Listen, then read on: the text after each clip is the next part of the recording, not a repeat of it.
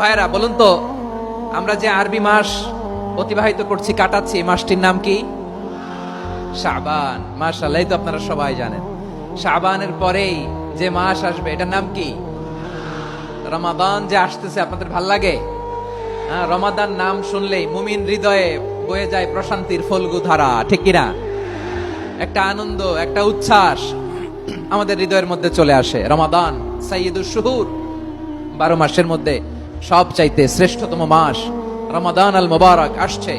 আত্মশুদ্ধির মাস, আত্মসংশোধনের মাস, শুদ্ধাচারের মাস, নিজেকে আলোকিত করবার মাস।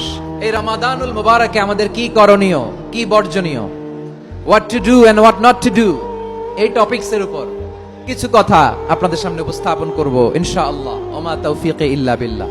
আল্লাহ তাআলা ইরশাদ করছেন, شهر رمضان الذي أنزل فيه القرآن هدى للناس وبينات من الهدى والفرقان।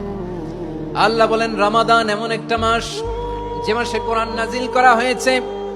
আর এই কোরআন হচ্ছে বিশ্ব মানবের জন্য পথ নির্দেশিকা, হেদায়েতের সুস্পষ্ট বর্ণনা এবং সত্য মিথ্যা পৃথক করার আসমানি মানদণ্ড রূপে জামিনে আমাদের জন্য কোরআন নাজিল করেছে কে?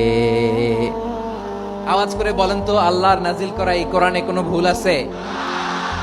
সন্দেহ আছে? সংশয় আছে? বিয়ন্ডলেস, বাউন্ডলেস, বটমলেস এমন কিতাব যেটা পড়ে গবেষণা করে এর তথ্য, উপাত্ত, ইনফরমেশন, লেসন নিয়ে শেষ করা যায় না। সুবহানাল্লাহ। আল্লাহ বলেন, এই কোরআনকে আমি রমাদানে নাজিল করেছি, যেটা বিশ্ব মানবের জন্য পথ নির্দেশিকা।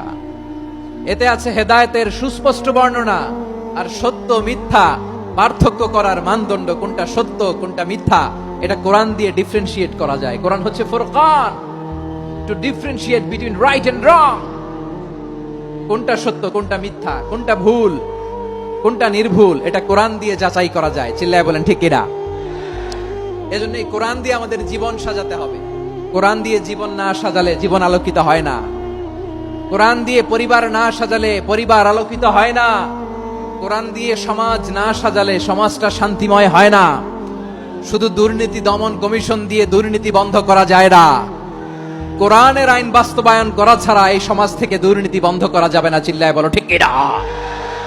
আমার প্রিয় ভাইরা, এই কোরআন নাজিল হয়েছে রমাদান আল মুবারক, এই বরকতময় মাসে।